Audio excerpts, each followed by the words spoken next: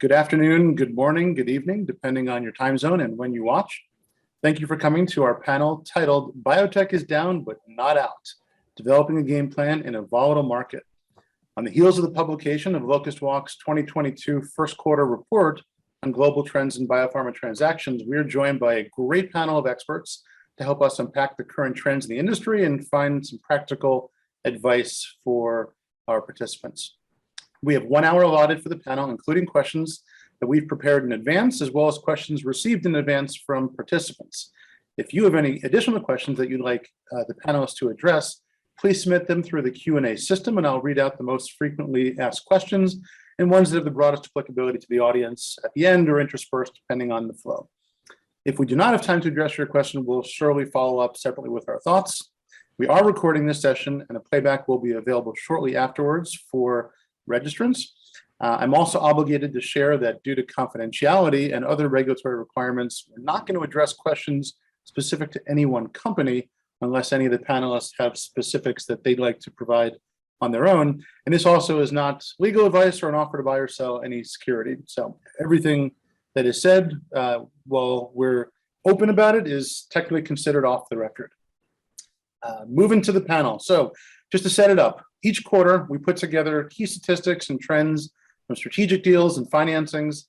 Locust Walk's 2022 first quarter report takes all this data and firsthand experience to analyze what's going on in the deal landscape. So I think a lot of this might already be known by everyone, but the indices clearly have not been helpful. They've continued their decline into 2022. Certainly even beyond the end of the first quarter, even into April, it's continued its downward trend. And against the backdrop of continued macroeconomic and political uncertainty paired with real negative investor sentiment. So US capital markets have been less amenable to new biotech issuances for the first time in many years. And there's more value-driven investments, lots of companies trading below cash. And the implications for this, how to navigate it, is really unknown for many, because for some, this is their first bear market, and for others, everyone thinks that this time it's different and no one really knows when to call the bottom. So we're going to talk about that. The thing that was supposed to save the industry, which everyone predicted at the end of last year and even this quarter, was increased M&A as a catalyst for renewed interest in the sector. I think, unfortunately, we haven't seen that materialize, but I still believe, and I guess we'll talk about this, that there might still be some potential. And so how do you think about valuations relative to interest from investors and partners? And we have to recalibrate everything, and that's also some things we'll discuss. So we'll talk through all this and obviously try to predict the future of where we're going to land, and more importantly, what you should or should consider doing about it. So that's the backdrop for the panel. We have 3 awesome panelists. I'll briefly introduce them, and then we'll dive right into the questions. So in alphabetical order, we have Andrew Allen, who is the co-founder, president, CEO, and board member of Gritstone Bio, a publicly traded company developing potent immunotherapy vaccines for oncology and infectious disease. Previous to Gritstone, Dr. Allen co-founded Clovis Oncology and served as their chief medical officer. He was CMO at Pharma and also served in clinical development leadership roles at Chiron and Abbott Labs, and worked at McKinsey and Company once upon a time. He currently serves on the board of directors of several companies, public companies, TCR2 and Sierra Oncology, which just had a nice outcome that hopefully we'll get to hear about, and some private companies, Revitope Oncology and Verge Genomics. Previously, he was on the board of Epizyme and Cell Design Labs. Andrew, welcome. Next, we have Brian Coleman, who joined Locust Walk as Global Head of Capital Markets in 2018.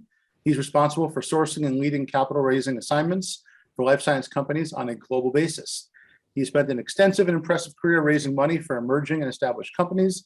Over the past decade, he served as managing director and head of U.S. equity sales at Jefferies in New York, where he was responsible for more than 500 financings, over 80 professionals, and focused on more than 2,000 institutional investors. Prior to Jefferies, Brian held senior roles at B of A, JP Morgan, and Lehman. Welcome, Brian. And last, and certainly not least, we have Irina Margina. She's a principal in the Wellington Healthcare team, where she focuses on private company investing. Prior to joining Wellington in 2019, she was on the equity research team at Cowen and Company, covering small and mid-cap biotech companies. Previously, she worked in risk management within JP Morgan's wholesale lending business. Irina earned her PhD in microbiome at the Icahn School of Medicine, her master's in science at Utrecht University, and her undergrad at Jacobs University in Germany. So, Irina, welcome. Okay, that is enough preamble. So I am going to dive right in and to open it up. A question that is on everyone's mind, I'm sure, is how long do you expect this bear market to continue? Give me some role playing, give me some scenarios. What's your optimistic, your pessimistic, and really your realistic outlook for this? So Irina, you can go first. Thank you so much, Jeff, and thank you for having me on this panel. It's a pleasure to be here with you all, and look forward to meeting everyone in person, hopefully soon, now that the world is reopening.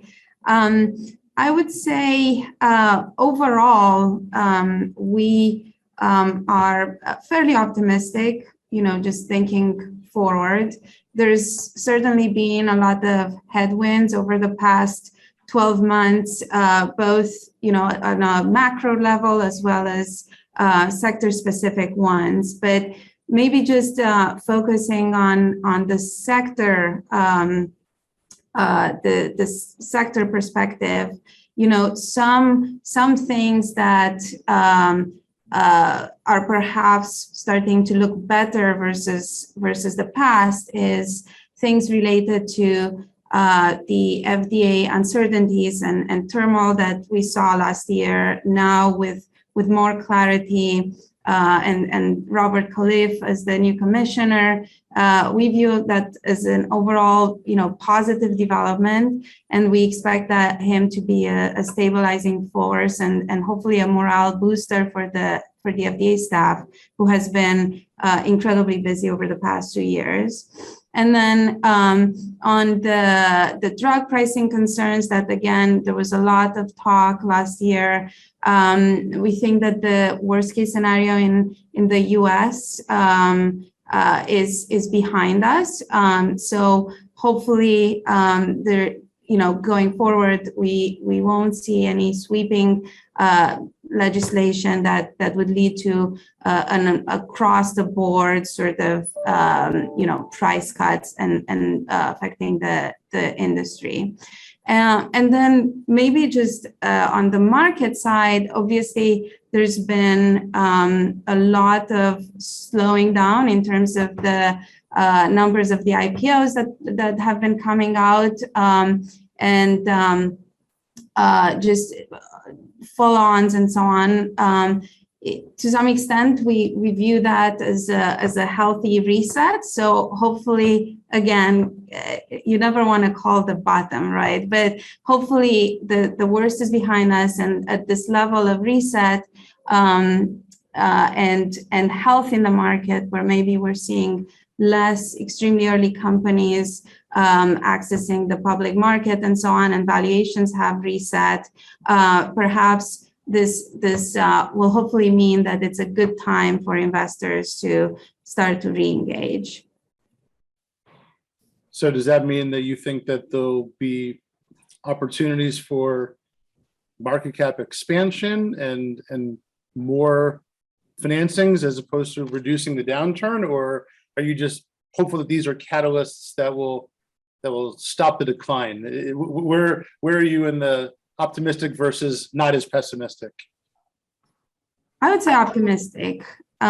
Is certainly a lot of the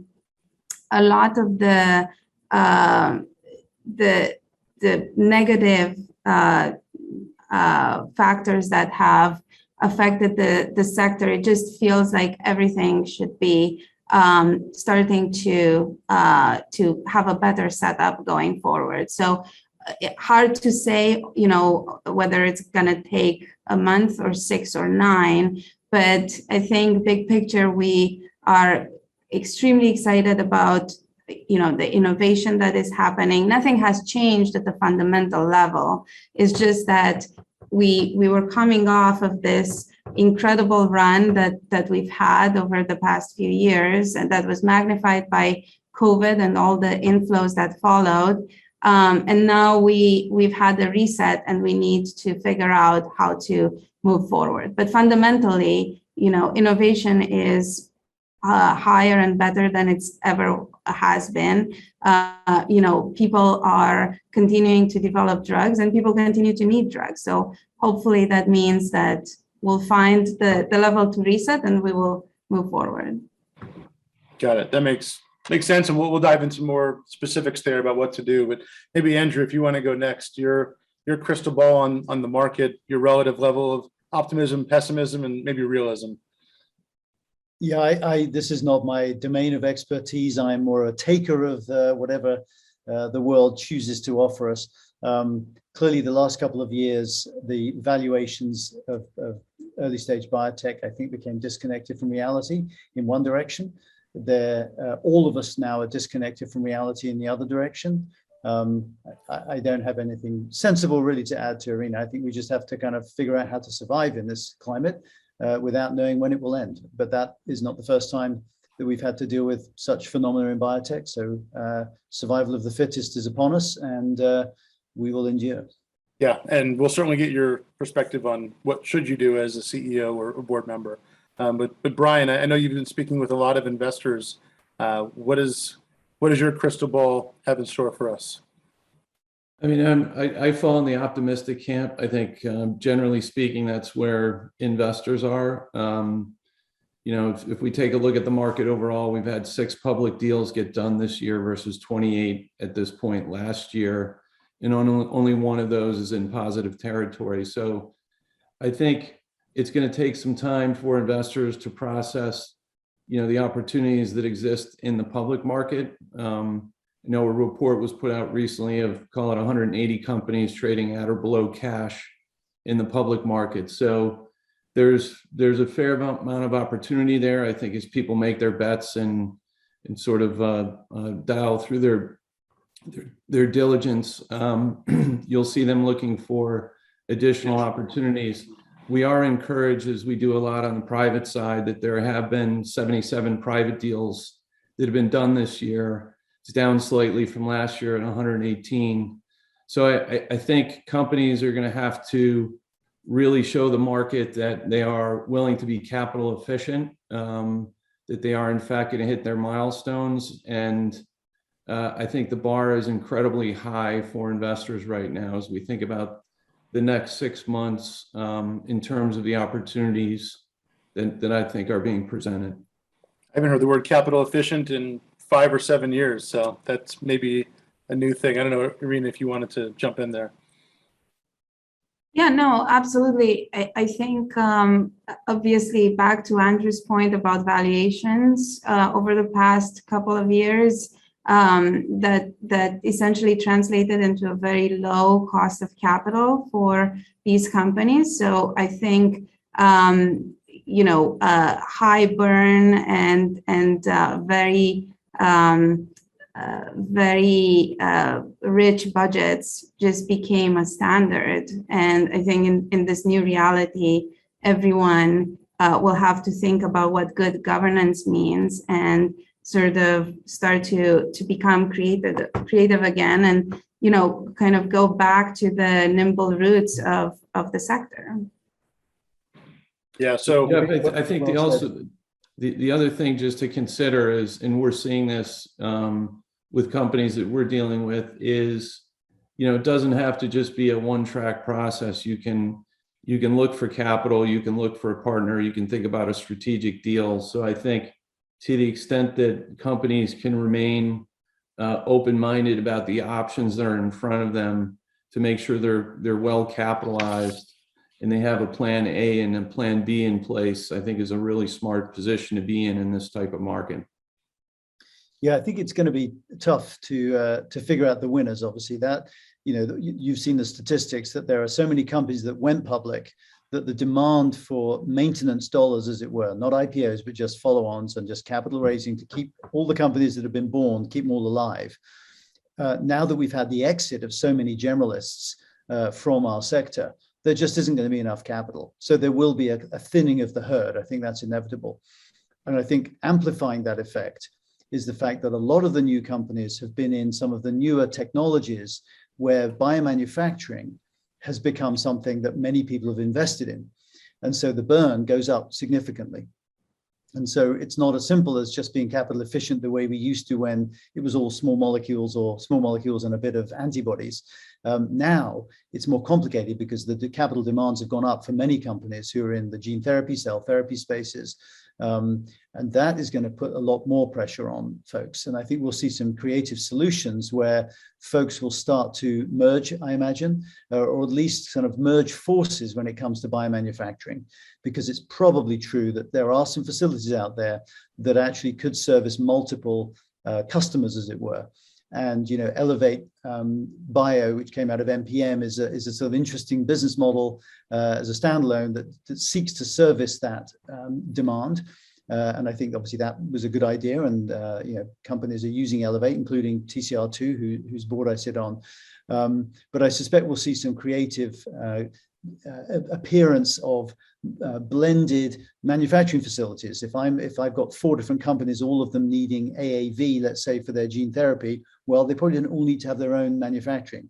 Today they probably do, but they'll figure out that there's actually a better, more capital efficient way to run that. So I think that'll be an interesting little feature of the current landscape that we've not really seen before. And Andrew, we're seeing that as well. Sorry, Jeff, just a quick point. On the flip side of that, I think we're also starting to see companies that had built their own manufacturing facilities, and they're now running into, you know, runway issues, and they are considering some creative ways to, you know, either sell the entire facility. That's one company I recently talk to, or at least share it with other companies and sort of sell some of the capacity as a way to bring in capital. Yeah. This helps pharma, doesn't it? Because obviously pharma, traditionally, this has been a strength of theirs. And I think it'll reemerge as a strength that if you're a pharma company that can actually help with manufacturing and generate a really clear synergy when you partner or even acquire a company because they no longer need all that expensive manufacturing because you, the pharma company, can take care of it. That is a beautiful cost synergy that will support some transactions, I'm sure. So I think that that's a meaningful change in the landscape, I think, from the last time we were in a world like this, which was, you know, a decade ago in the financial crisis, right? 2008, 2009. That was the last time we went through something like this. And this wasn't really a feature of biotech back then. Yeah. No, it's spot on. We're seeing the same thing, Andrew. I mean, companies that raise $150 million Series A's, a lot of which will go to manufacturing, that capital is not available anymore. So you have to be more capital efficient. So how do you do it? Do you lease someone else's? Do you buy someone else's at a discount? Do you do something creative? There's probably new providers that are going to come out there, not just Elevate and Resilience, but others. So that has to happen. Otherwise, you won't get any incremental innovation. I just don't think people want to spend equity capital early on manufacturing anymore. Yeah, they used to have to. I mean, we did at Gritstone because we had no choice, because there was no one could make these personalized viral vector vaccines that we use. So we had to. You know, we actually sort of stitched it together in the very beginning. It was insanely complex, multiple countries, lots of export issues, and super expensive because nobody was engineered for individualized products. And therefore, you had to use a giant suite to make one product, but their opportunity cost was making a batch of 1 million doses of something. Yeah. So it was awful. So that's why we started our own manufacturing. Made total sense, was the best thing we ever did. It's become an incredibly important strategic asset for us. So I think we're through that early stage where it's a bit of a luxury. We kind of need it now for everything we do day to day. We're in bigger randomized trials now where we are maxing our use of these facilities. But I think there are there's lots of room for efficiency, certainly in earlier stage companies. And your point is a good one, that if you're preclinical, you just don't need to spend precious capital on this. And investors, I think, will now hold back the capital before they'd have given it to you and said, fine, go and build your own thing, whatever makes you happy. That's not our world anymore. Yeah, and Jeff, we're seeing that with the company we're working with now, where ultimately we are out raising close to 100 million, and investors have come in and said there's interest, but we'd like to see that number cut in half. and figure out a more efficient way to deal with manufacturing. So I think it is about, I think this market is about stretching every dollar you can and being as capital efficient as you can, improving that to investors. So I'm going to push, I guess, Irina and Brian a little bit on the optimistic view. And I'm just going to take devil's advocate here because it matters as to how someone plans based on how much time it will take for the markets to recover. So the end of last year, everyone said, you know what, we're turning the page on the new year. We actually did a webinar about this and everyone was all excited for 2022. We'll put a terrible 21 behind us. Pharma's coming to the rescue with M&A. And now we're at the end of Q1 and actually almost a third of the way done with Q2. And we haven't seen the big bolus of M&A. Effectively, as soon as New Year's turned over, the market fell at an even faster rate than it did in 2021. And so everyone was really, I think I'll use the word hoping, the end of last year. And I'm hearing similar kind of hope now. I guess I want to know what catalysts do we need to look at or look for that will actually signify the bottom. I'm not asking you to call the bottom, but what would actually give confidence to someone that now they could start making different plans? Because otherwise, we're just going to keep catching a falling knife. And if you're a CEO or a board member, how do you know whether you should take the capital at a big discount today versus what it'll cost you 3-6 months from now? So help everyone think through what is the signal, the smoke signal we should look for that will call the bottom, even if you don't know when that'll happen. I mean, that's such a tricky question in the context of everything that's happening, particularly macro level, right? Between all the supply issues, the war, the increase in interest rates, inflation, people not wanting to own any growth. Obviously, biotech part of that. So I think it's I don't think I'm smart enough to call that, but I would say that one thing that comes to mind, and maybe one of the main reasons why things looked so rosy in 2020, for example, was just how much participation we had from generalist investors. People were interested in owning the sector. A lot of money was coming in. That has certainly reversed, and that Andrew alluded to it as well. We've seen these investors sort of leave and start participating in other fields. But I think maybe the inflows, maybe watching those inflows and seeing the level of that interest, that could be one signal that maybe things are about to turn around. I don't think we're there yet. I think we're starting to see some participation, in the larger cap, commercial sort of names, obviously pharma. These are sectors that have historically done well in periods of high interest rates and high inflation and stuff like that. But when it comes to small and mid-cap biotech, that's definitely not the case yet. And I'm sure Brian would have way more insight into this than me. Yeah, I mean, I think there's two ways to think about it, Jeff. One is ultimately, where were we and where are we now? And just to put some context around it, at least for private financings in September, November last year, 2.6 and 2.7 billion was invested collectively. And since then, if we look at March and April recently, we're looking at sort of $1 billion levels for each. So we've seen a downtick in terms of money being poured into the market. The flip side of that is if you look at fund flows and funds that have been raised, new funds are at 4.2 this year in Q1 versus 5.4 last year. So the capital is there. I think it's a matter of, what is going to be the catalyst to get the market going? Is there an M&A event? Is it news flow?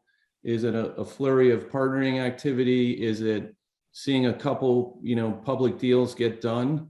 So and you and I have met with a number of investors the last few days. They're looking for real opportunities. They are going to commit capital. And I think it really just boils down to a matter of when in timing. And so I think that's the reason why I'm optimistic about the opportunities, because I think the money is there. We've got funds dedicated both for private and public deals. And, it's what are the catalysts that are out of all of our control that will ultimately create a permanent floor or more substantial floor for us, for people to dive back in. And Irina's right, the generalists have left the sector. I think that was, a big inflow of money that won't be back for some period of time until there are stronger fundamentals and a stronger floor to the space overall. Yeah, so I have two of my own, I guess I'll just offer. I do think when there is a signal that the Fed is going to stop raising rates as quickly, that will be more of a risk-on attitude. I think the Fed has certainly put a damper on the market intentionally, given interest rates. And so I think that's hitting every business that's losing money or high growth and high risk, whether it's tech or biotech. So that would be the first one. And the second one is maybe the internals of the biotech publicly traded world, where when we go up to a record high of 170 some odd companies trading below cash, when that number starts to come back down, there'll be fewer buying opportunities for the public investors. I don't fundamentally believe that companies should go public without only insider support. If you can buy negative enterprise value stocks, by definition, every IPO is a positive enterprise value, almost without exception. So what's the incentive? Even if you push one out, it's probably just going to be an insider-led round. And so to get people into those deals or into follow-ons, I think you have to have fewer really bargain basement opportunities available. That's my interpretation, at least. Yeah, this all makes good sense. I probably lean more towards pharma as being a potentially critical catalyst, because partly because I think they're a bit more rational than all of these external events that feed through into markets in vague and uninterpretable ways. Whereas pharma, I think, is a little bit more just sort of reality based, and they sort of step back a little bit from deal making when asset prices were obviously crazy. And I think that will change. I think it must be great to be a pharma corp dev, biz dev person right now, because everybody is knocking at your door and you're looking at everything, and the prices have come down. We talked about the manufacturing benefits that pharma could bring. I think that's nascent, because most pharma doesn't really have their own AAV manufacturing yet, but that will come, I think. But I think another source of expertise and synergy for pharma is around commercialization. And oncology, of course, is such a big therapeutic area now. I think there's been too little attention paid to the challenges of commercialization in oncology. And it seemed to me that a lot of investors were actually not thinking for a second about commercialization and real revenue and profitability. It's not just revenue, it's profitability, actually, of the companies in which they're investing, because they assumed they weren't going to be around when that happened. They assumed they'd be long gone, and for a while they clearly were, but obviously at some point someone's left holding the baby, as it were. And oncology is now really hard because it's so crowded.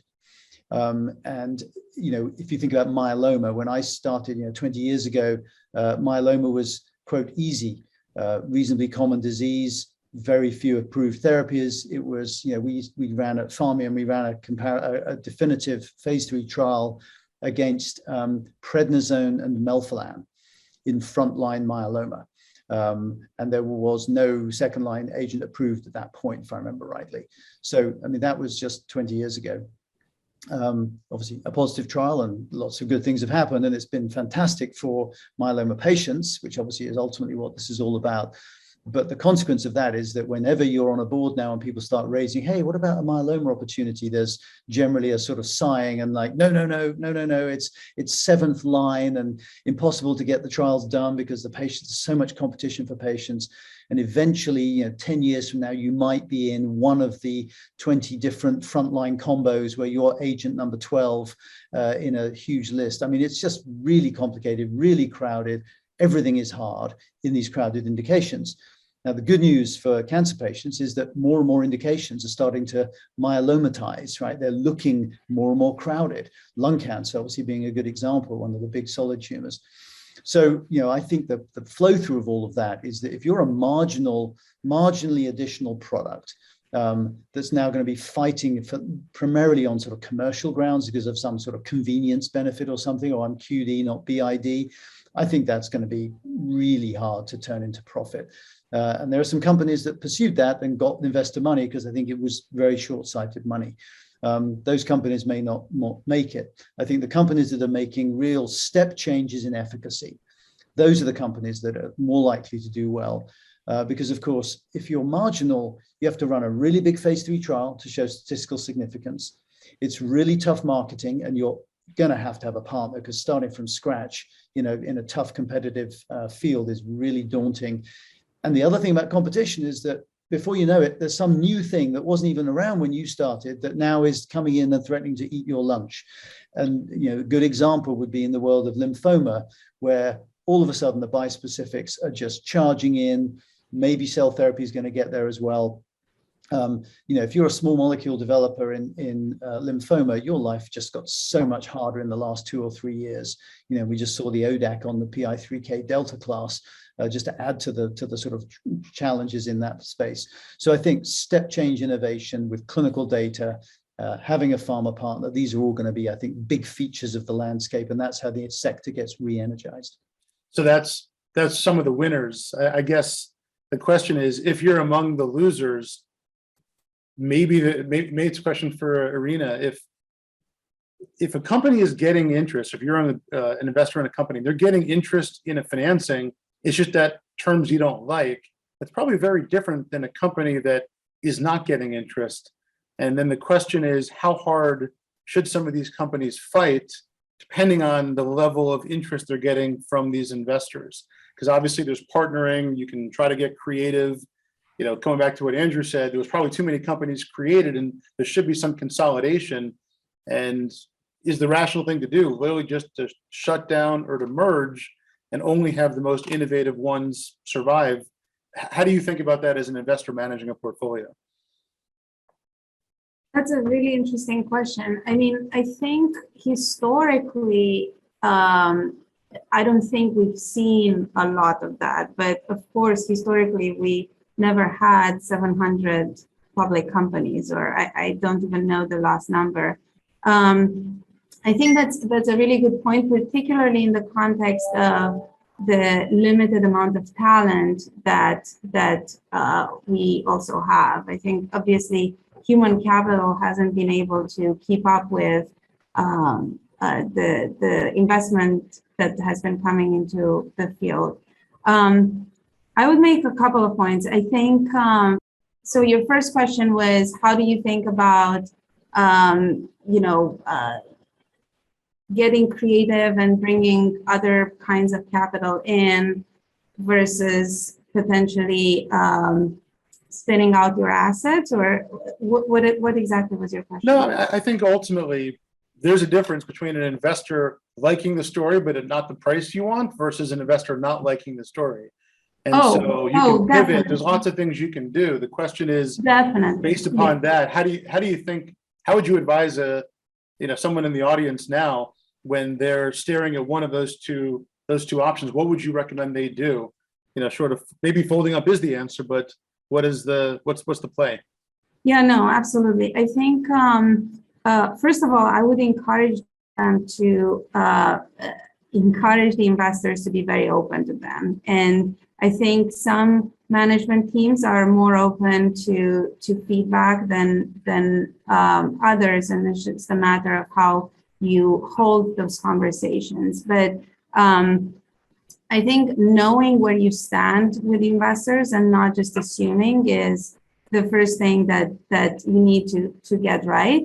And there's certainly been, particularly in the last few months, there's been a lot of conversations that we have had with companies where we said, listen, we are very excited about your efforts. We think that you're developing something that could be incredibly exciting for patients. We get it. We would love to participate, but your last post-money valuation is sort of a no-starter, right? And maybe XBI was at 170 when the company might have raised their previous round. Obviously, the world looked very different back then. I think obviously, it always takes a while for the reality to start to become clear, and things lag a little bit between the public market and the private market. But for a while, we weren't seeing any sort of flexibility in these conversations.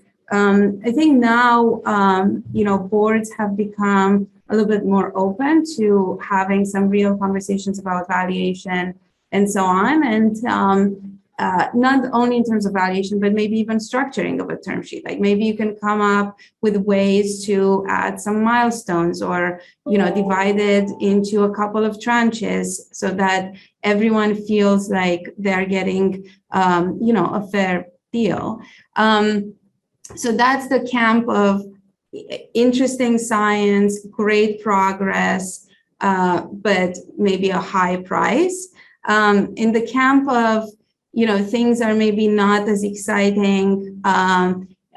Investors were maybe happy to invest in that incremental technology last year, but now the bar has gone higher, and we're looking for, more disruptive sort of drugs.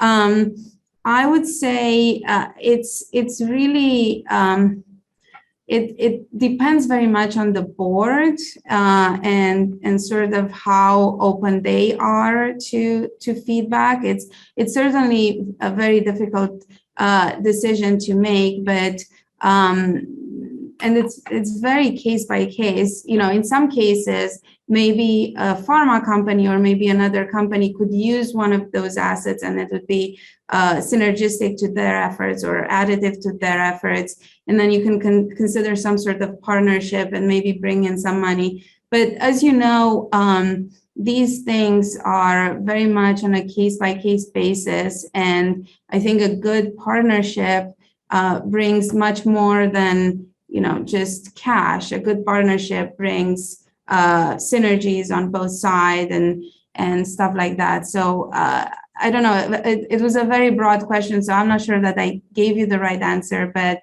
that's kind of how we think about stuff. So I guess, and I'll move to Brian in a second, but basically if it's incremental and your bar goes up, your answer is probably going to be to the company, we're just not going to support you going forward because we have to focus on our winner. You're not going to say this, but we have to focus on our winners and prune the losers. Is that the mentality, or are you going to continue to support the incremental companies?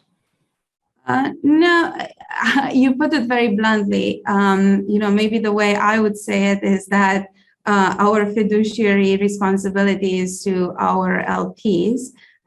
So, we make these investment decisions at different points in time. So maybe, something might have looked interesting in the past. If we need to invest more money, we will make another decision of how that makes sense in the context of their progress and in the context of the current landscape. As Andrew mentioned, I mean, particularly in oncology, some of the targets have gotten extremely competitive, extremely fast. There's, things like the EGFR exon 20, right? A couple of years ago, there wasn't much happening in that space. All of a sudden now there's several programs, neck and neck, very difficult to see differentiation. It's a much tougher space to make a bet with high conviction in at this point, for example. So it's a decision at the point in time, for sure. That was much more nuanced than my pointed question. I like that. So that's a good thought. Brian, so I guess just thinking about, and then we'll probably move on to more of the M&A angle in a second. But how are you thinking about valuations for private companies? There were some questions in the chat, as well as something we talked about earlier. What's changed for seed, Series A, Series B, whatever you call a crossover, later stage? How to think about the change in valuations or with the landscape. Sure. And just to add one bullet on the last comment, I think, management teams have to think about flexibility and optionality. And we have two examples. We have a company that we're gonna raise capital for, and a very large investor came into us and said, it was a very similar company to the one that you're going to bring to market. And the technologies would work really well together. So you should think about the opportunity instead of having two companies out raising capital. Think about the strength and possibility of them as one company. We have another company who was ready to ultimately go public and did a crossover round, and the insider participation or insider support kind of faded as the market faded. And so I think, again, urging companies just to think about optionality and flexibility and making sure that you do have a plan A and B in place. But pivoting to your next question, Jeff, just on valuation. So what we've seen is less sensitivity on the early stage companies that we're bringing to market. And if you look at the data around the deals that are getting done, of the private deals that are getting done, a good majority of them have, at least this year, have been in the seed Series A round, where valuations are relatively reasonable. As you get into the later stages, the B rounds, and specifically in the crossover rounds, it's become a lot more difficult. And I think part of that is the competition that those companies have with the fact that they're one step away from needing that public market capital. And when you have, close to 180 plus companies trading at or below cash, it's a function of where you're going to spend your time and allocate your dollars. So I think if anywhere, we've probably seen on the margin, we've seen more pressure towards the later stage companies looking to get funded than on the earlier side of things. But I'm not sure if Farina's seen the same thing. No, I think that's spot on. I think we're seeing a dripping effect from the public market down to the crossover rounds, Series Bs, and then Series A's. I don't think we've seen much change yet, but it always takes a little bit of time. There's a lag for sure. Do you think the private A rounds will get smaller? And I ask that because obviously a force that seems to be at work is obviously a lot of the healthcare specialists have raised very significant funds in the last few years. We all know it takes pretty much just as much work to make a small investment as a large investment. And I think that's one of the reasons why we've seen this sort of ballooning of capital going into companies, which is a proxy for valuation, I guess. Because of course, an early stage company, who knows what the true value is, whatever that term even means. The value is whatever the investors decide it is. And increasingly, or until recently, it's been a big number because a lot of capital has gone in. Now, that all works as long as everybody then can see their exits and so on. But of course, it all gets harder when public valuations drop. And Irina and Brian, obviously, you're making the point that you again get the flow back from the public markets trimming values. Inevitably, that just flows back into the earlier stage rounds.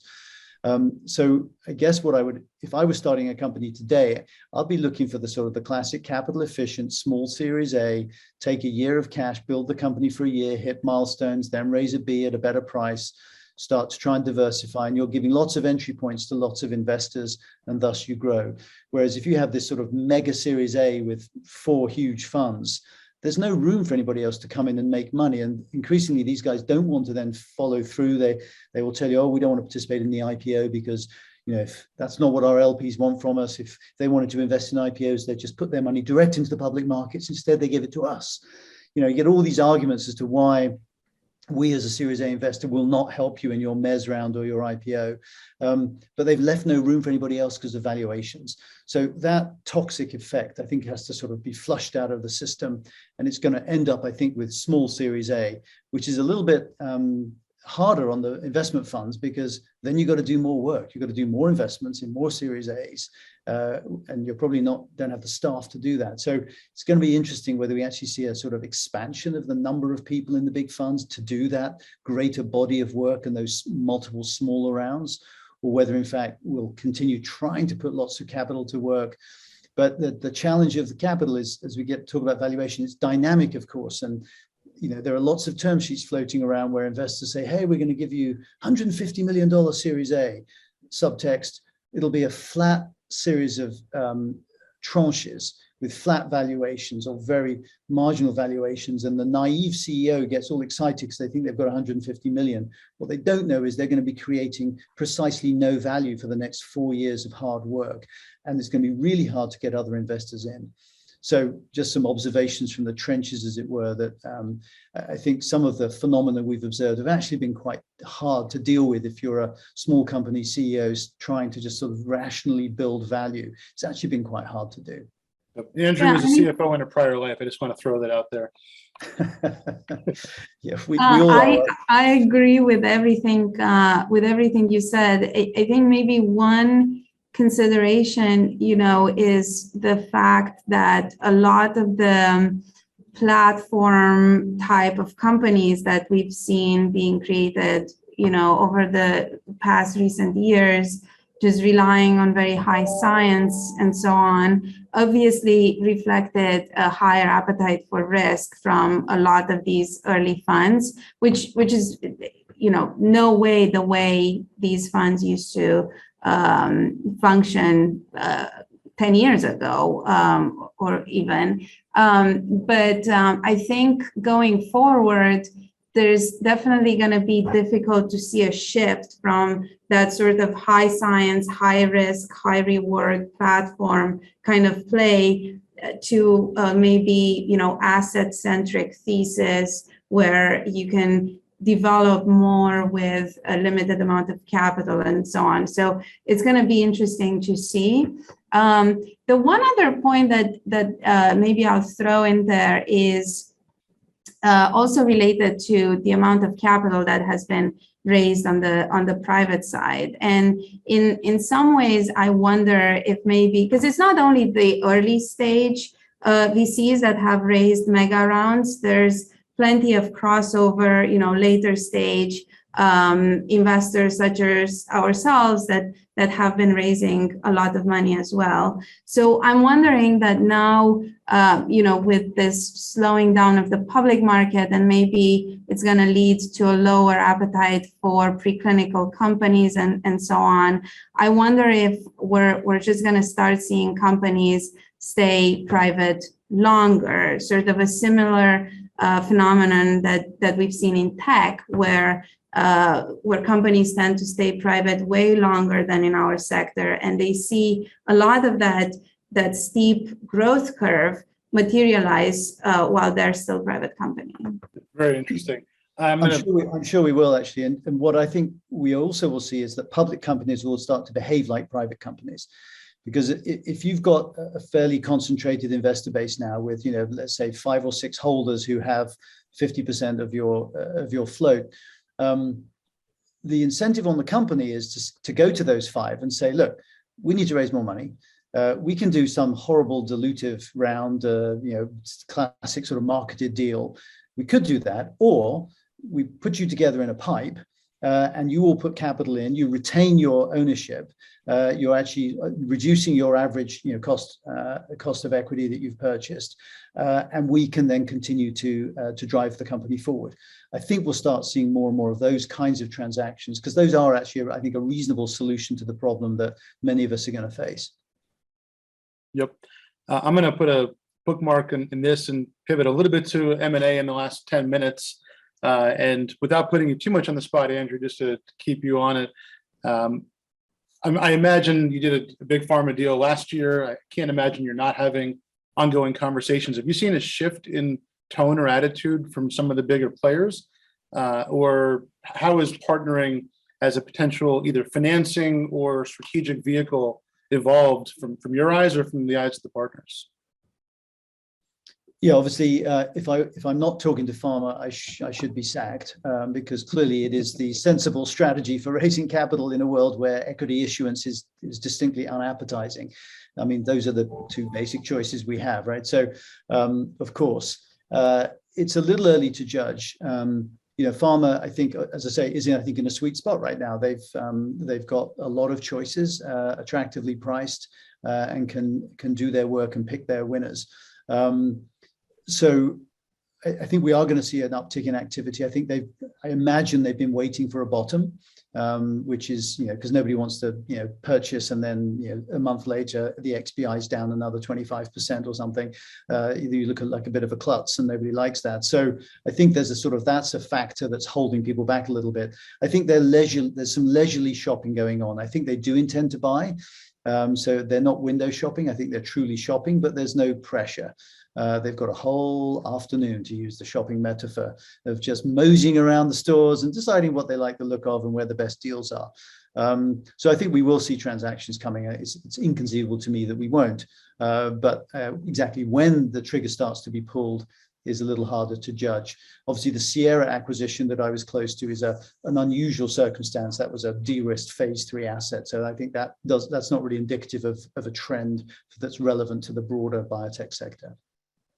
But do you think that sellers are willing to sell right now? I think that's part of the question too, right? Yeah, it's a great question. I mean, I sort of don't have any naive notion of true value, as it were. I mean, this idea that I was worth more a year ago, therefore I could not possibly sell today, makes no sense, right? I mean, you're worth whatever somebody tells you you're worth, fundamentally. So I think that is a dynamic that people will fairly quickly get to comfort with, because at the end of the day, if you're dying of thirst and somebody offers you some unpleasant, unpalatable water, but it's still water, you're going to drink it. And so I think the companies will kind of embrace attractive, or even if they're not super attractive, they're the best of some bad options. And so again, I think survival of the fittest is upon us, and companies that have got good assets, good platforms will get deals done. I imagine then investors will start to come in behind those deals. We've seen that obviously with IGM as a good example. You get a nice deal, you do a follow-on offering immediately on the heels of it. And I think a lot of investors say, okay, Pharma has now declared you to be a winner. I, as an investor, I'm not seeing many investors sort of stepping up and sort of doing a big asymmetric bets and saying, right, we as 2 or 3 investors really believe in this technology. We're going to give you $100 million, $200 million. We anoint you as winners. That doesn't seem to be happening. I think Pharma is going to be doing that, and then others will follow. So I think the Pharma axis is going to be really important to our space, because they will be the high priests of the value church, as it were, deciding who's in and who's out. Yeah, so one reason that maybe I'm not as bullish as maybe Irina and Brian, maybe I'm a little more in the Andrew camp, is there hasn't been a culling of the herd yet. There's still a truckload of companies out there, and until there is that consolidation and or failures that'll catalyze the next wave of growth, I don't think we're going to be able to go back to the way it was or anywhere close to it. So with that context, if there is going to be that culling, people, in my view, just some advice, would be smart to know that the music is going to keep slowing down. You want to find a chair before there aren't any chairs left. And while you still have runway, that's when I would actually be exploring, and not just pharma deals, but mid-size and even smaller public biotechs, mergers where maybe you are the smaller fish, but put your shares into a bigger company and ultimately still have to fight another day to have some upside from there. And we are seeing that even in our own client base. So I do think that with capital getting more and more expensive, that getting bulk, getting synergy, not just with pharma, because I don't think they're going to buy 800 biotech companies. I know they're not. That would be my counsel, is just don't wait till the music stops to find a partner. Any comments or feedback on that you either want to agree or disagree with? Yeah, I mean, I think ultimately, Jeff, like any market, biotech's been very robust. There's obviously a ton of companies right now that are struggling in the public market. Some maybe were worthy of going public, some weren't. I think there will be a rationalization and a culling of some companies. I just, I think sitting in a seat, people should just remain very open-minded and flexible about the market that we're in. It could be different in 6 months. It could be different in a year and a half.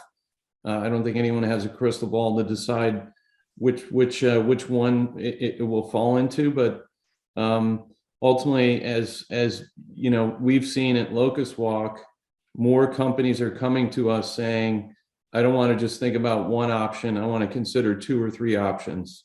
And to me, that's the type of market with the types of management teams that are really considering what are all the plans, you know, available to them to keep moving forward. And I think that's a wise outlook. So Irina, are you encouraging your portfolio companies not just to look at M&A, but also at licensing as a viable financing route? Or because in the past, most investors did not want to do any of that. They just wanted to retain the whole asset, take it public. It was the cheapest cost of capital. But are you seeing a shift even in your own portfolio in that regard? Yeah, we definitely, I can think of at least 1 or 2 examples right now where they are now contemplating, you know, monetizing, doing some sort of partnership on a non-core asset or a platform kind of partnerships, that sort of thing. I mean, I think obviously different decisions, again, with the different costs of capital. So obviously in the past, you know, it was a less attractive proposition. But to us, aside from the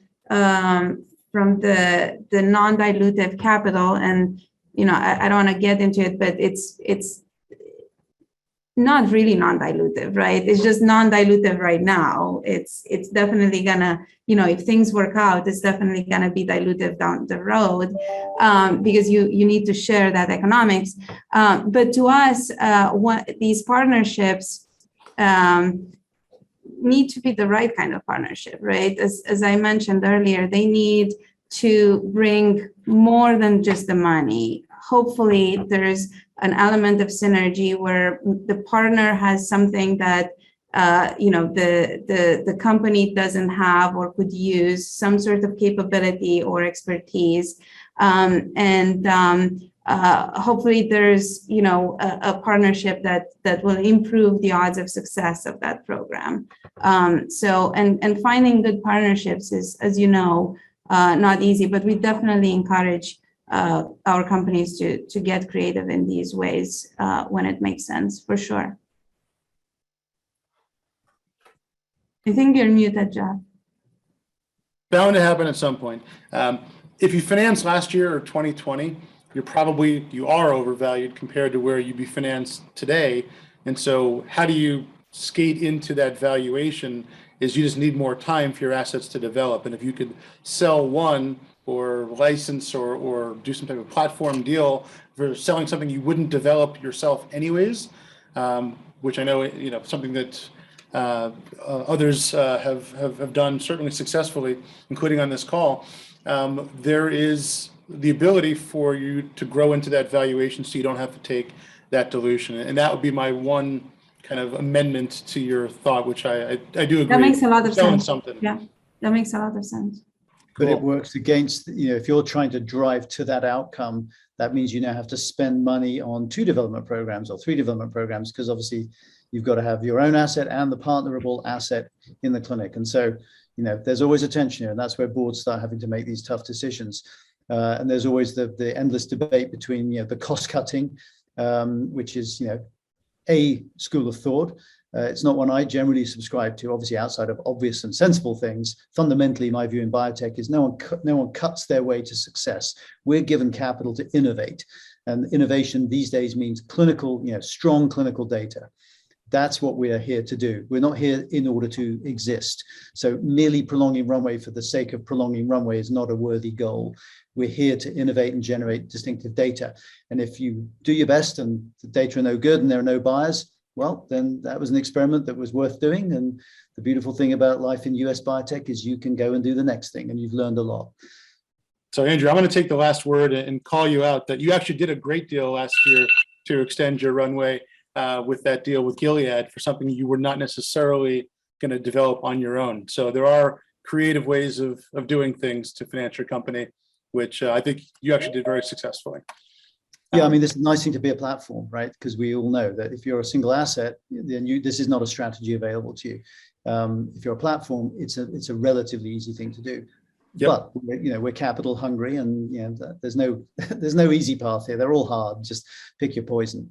Yep. Well, we are out of time. I really appreciate Irina, Andrew, Brian for joining.